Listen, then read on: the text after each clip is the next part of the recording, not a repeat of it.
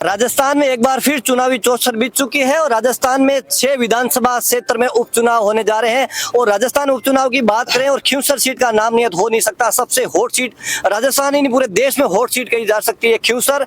वहां से भारतीय जनता पार्टी ने एक बार फिर रेवंत राम डांगा को अपना प्रत्याशी बनाया है। हमारे साथ रेवंत राम डांगा एक्सक्लूसिव बातचीत करने के लिए जुड़ेंगे और टिकट मिलने के बाद पहली बार किसी तरह से मीडिया से मुखातिब हुए। डांगा साहब, सबसे पहले आपको बहुत बहुत बधाई होगा, आपको दूसरी बार पार्टी ने आप पे विश्वास जताया है। जो जवाबदारी दी है वो मेरे को नहीं, आम जनता की जवाबदारी है। खींवसर की आम जनता की आवाज ही कि पुनः उपचुनाव में दूसरी बार किसान पुत्र को एक प्रतिनिधि के रूप में टिकट दिया जाए। खींवसर की जनता की आवाज थी और उस आवाज की बदौलत हमारे भारतीय जनता पार्टी के वरिष्ठ नेता यशस्वी मुख्यमंत्री भजन लाल जी शर्मा साहब और केंद्र नेतृत्व नरेंद्र जी मोदी, अमित शाह जी, सारी तमाम भारतीय जनता पार्टी के वरिष्ठ नेता, आम कार्यकर्ता और आम जनता की यही आवाज थी कि किसान पुत्र को पुनः दूसरी बार मौका दिया जाए और इस बार हम खींवसर से भारतीय जनता पार्टी को जिता के भेजेंगे। ये खींवसर की जनता की आवाज थी। उस आवाज की बदौलत भारतीय जनता पार्टी ने दूसरी बार मेरे जैसे किसान पुत्र को मौका दिया। जैसे रेवंत जी, अगर बात करें 2023 विधानसभा चुनाव की, तो मात्र 2000 से कम वोटों से आप हारे हैं, तो उस हार का क्या कारण मानते हैं आप? कोई कारण नहीं। उस बार भी 36 कौम के लोगों ने, आम जनता ने चुनाव लड़ा था। मैं तो एक प्रतिनिधि के रूप में था। सब लोग मिलकर चुनाव लड़े थे। हमारे धरातल पे जमीन से जुड़े हुए, बूथ लेवल पे जुड़े हुए आम कार्यकर्ता ने मिलकर चुनाव लड़े थे। भारतीय जनता पार्टी के वरिष्ठ नेता ने सब लोगों ने मिलकर चुनाव लड़े थे। मात्र 2000 वोटों से हम पराजित हो गए। कुछ हमारे भारतीय जनता पार्टी के वोट दूसरे कोई कैंडिडेट होने से डाइवर्ट हो गए, तो कुछ मतों से हम पराजित हो गए। इस बार जनता का माहौल, उत्साह भारतीय जनता पार्टी के प्रति, आम किसान, आम युवा, 36 कौम के लोगों का रुझान है कि इस बार खींवसर में जरूर परिवर्तन होगा, भारतीय जनता पार्टी जीतेगी। जिस प्रकार से 2023 में जो भी कमियां रही, उन कमियों को किस प्रकार से दूर करें? इस बार क्या आपका चुनाव में उतरने का क्या मुद्दे रहेंगे?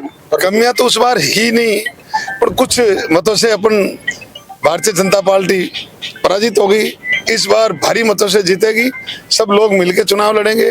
जो पिछली 10 महीने का जो भारतीय जनता पार्टी का कार्यकाल हमारे यशस्वी मुख्यमंत्री भजन लाल जी शर्मा साहब के नेतृत्व में जो विकास, जो पिछले बजट में जो किसानों का ध्यान, युवाओं का ध्यान रखा गया और हमारे विशेषकर खींवसर का ध्यान रखा गया, पानी के लिए, बिजली के लिए जो बजट दिया वो आम जन के लिए सराहनीय है। तो लो, इस बार सब लोगों का, आम लोगों का यही रुझान है कि हम जो पिछले 20 साल से हमारे खींवसर का जो विकास अवरुद्ध हो, वो अब हम सरकार में भागीदारी होगी तो जरूर हमारे क्षेत्र का विकास होगा।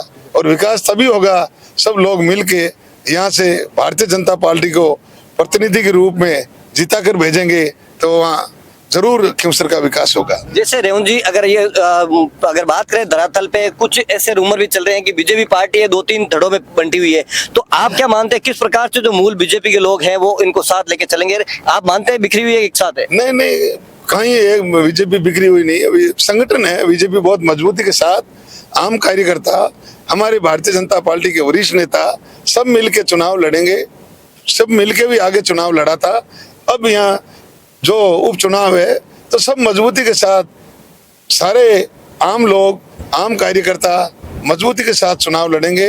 कोई तरह का पार्टी के अंदर कोई बिगड़ाव नहीं है। सब लोग, वरिष्ठ लोग, उनके निर्णय अनुसार चुनाव लड़ा जाएगा और उनकी अहम भूमिका, सब लोग हम मिलकर चुनाव लड़ेंगे। सब भारतीय जनता पार्टी के साथ है, कमल का फूल के साथ है। कैंडिडेट कोई भी हो, जनता और वरिष्ठ लोग, सारे लोग भारतीय जनता के पार्टी के साथ है और भारतीय जनता पार्टी को जिताने के अंदर दमखम से बड़े वरिष्ठ लोग, वो आम कार्यकर्ता, बूथ लेवल पर के कार्यकर्ता, सब लोग मजबूती के साथ चुनाव लड़ेंगे और इस बार हम भारी मतों से खींवसर में भारतीय जनता पार्टी की विजय होगी। क्या आप मानते हैं कि इस बार खींवसर में त्रिकोणीय मुकाबला होगा या बीजेपी और आरएलपी में होगा? आरएलपी और कांग्रेस का अगर गठबंधन होता है तो किस प्रकार थोड़ी सी मुश्किल होगी? गठबंधन होगा तो कोई मुश्किल नहीं होगी और तीसरा कोई होगा तो भी कोई गठबंधन कोई फर्क नहीं पड़ेगा। वहाँ तो आम जन का मन है कि इस बार परिवर्तन होना और हमारा जो विकास अवरुद्ध है वो विकास कैसे हो, और सरकार में भागीदारी होगी। डबल इंजन की सरकार है और सरकार के साथ रहेंगे तो हमारा क्षेत्र का विकास होगा। और हमारे यशस्वी भजनलाल जी जैसे सादगी के मुख्यमंत्री जो किसान और गरीब और युवा और सबका ध्यान रखने वाले, तो जरूर हम मिल के चुनाव लड़ेंगे। तो इस बार एक तरफा माहौल खिंवसर में है, जो भारतीय जनता पार्टी जीतेगी और क्षेत्र का विकास होगा। और ये भी देखा जाए कि खिंवसर में पहली बार ऐसा हुआ कि भारतीय जनता पार्टी ने आपकी हारने के बाद रिपीट किया, ये पहला मौका है, इससे क्या मानते हैं आप? मैंने बोल दिया नहीं, आम जन की आवाज थी। पहले भी आम जन सब लोग मिल के चुनाव लड़े थे। ये जनता का टिकट है, पहले भी जनता का टिकट था और इस बार भी जनता का टिकट है। मैं तो एक प्रतिनिधि के रूप में जनता के बीच हूँ। जनता खुद चुनाव लड़े, 36 कौम के लोग मिलकर चुनाव लड़ता है। आम लोग, आम कार्यकर्ता, भारतीय जनता पार्टी के आम कार्यकर्ता मिल के चुनाव लड़ा और इस बार सब आम कार्यकर्ता मिल के चुनाव लड़ेंगे और जरूर हम जीतेंगे।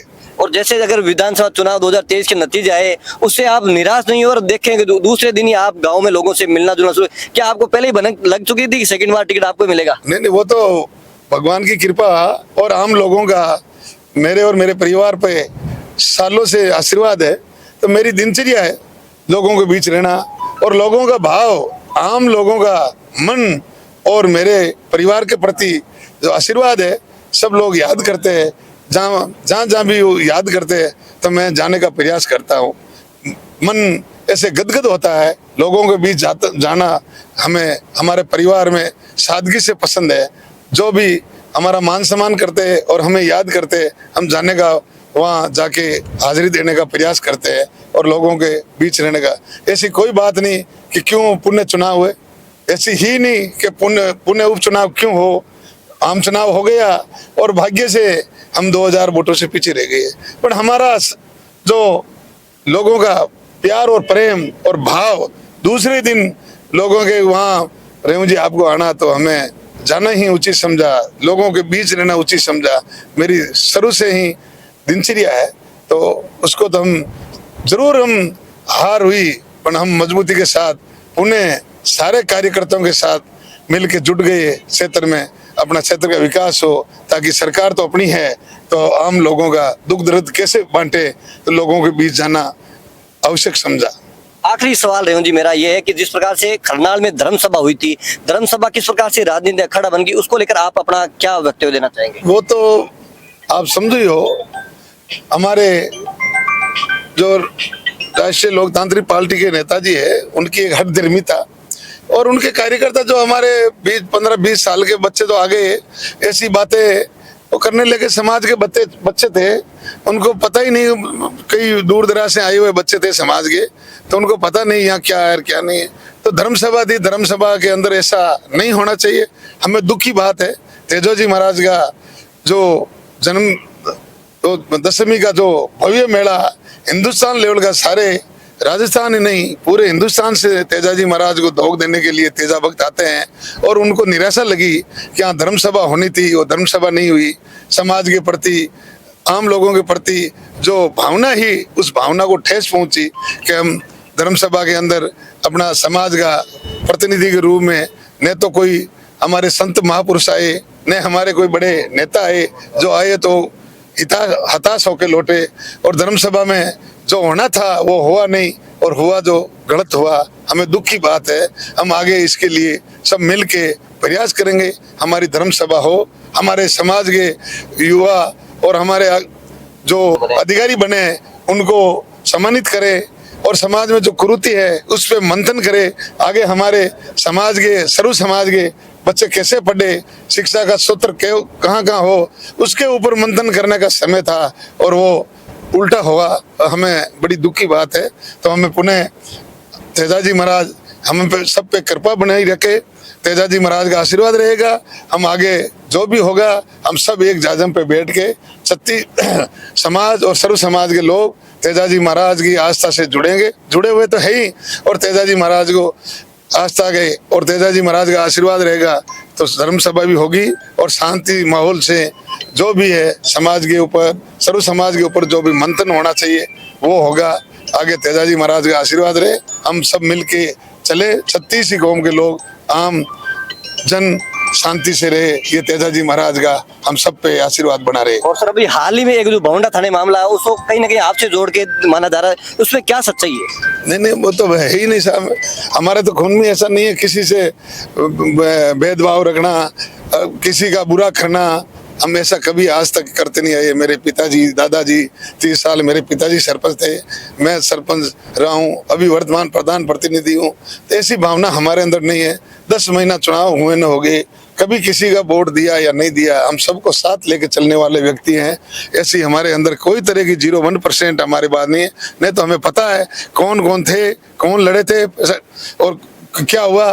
वो कोई घनश्याम नाम का बताया गया असावरी का था, उन्होंने कोई झगड़ा हुआ तो वो पुलिस अपना काम कर दे, वो भी बता रहे थे वो अपराधी प्रवृत्ति के थे, उनके ऊपर मुकदमा भी थे और आपसी कोई गांव का मामला था, वो मेरे पूरा संज्ञान में नहीं है। हमें ऐसा नहीं है, न हमारे कोई खून में, न हम किसी का बुरा करते हैं न करते हैं। हम मेरे परिवार को सारे लोग जानते हैं, पूरे क्षेत्र के अंदर जानते हैं, और मेरे बच्चा का जो नाम लिया उनको भी सब जानते हैं। हम किसी का बुरा करने वाला, किसी के साथ गलत करने वाला, ठेस भावना करके हमें वोट दिया या नहीं दिया, सबका समान, सबको साथ लेकर चलने वाले परिवार है। और जो हम पे विश्वास रखते हैं सबको ये पता है, ये बिल्कुल निराधार गलत है। बहुत बहुत धन्यवाद। तो हमारे साथ भारतीय जनता पार्टी के जिला अध्यक्ष जी रामनिया जी सांगला साहब जुड़े, इनसे भी बात करें किस प्रकार से संगठन इस बार मजबूती के साथ भाजपा को जिताने के लिए साथ खड़ा है। भारतीय जनता पार्टी दुनिया की सबसे बड़ी पार्टी है और हमारी पार्टी में ऐसा है कि बूथ से लगाकर राष्ट्रीय अध्यक्ष तक हमारी पूरी टीम बनी हुई है। बूथ अध्यक्ष, शक्ति केंद्र, मंडल अध्यक्ष और जिला कार्यकारिणी, ये सारे लोग मिलकर के हम काम कर रहे हैं और पिछले 6 महीनों से लगातार हमारे विस्तारक भी लगे हुए हैं। हम हर घर तक, हर वर्ग तक, हर समाज तक हम पहुंचने की कोशिश कर रहे हैं और आशा ही नहीं पूर्ण विश्वास है कि भारतीय जनता पार्टी जिस तरह से 10 माह से काम कर रही है, लोगों का समर्थन उनके साथ है। बहुत बहुत धन्यवाद। तो ये थे भारतीय जनता पार्टी के प्रत्याशी रेवंत राम जी डांगा और भारतीय जनता पार्टी नागौर जिला अध्यक्ष रामनिया जी सांगला इस बार पूरी तरह से आश्वस्त है कि इस बार भाजपा के अनुसार उसको ढहेगी और इस बार भाजपा का जो कमल खिलेगा। अब देखना यह है कि चुनाव में किस प्रकार से जनता उनके साथ रहती है।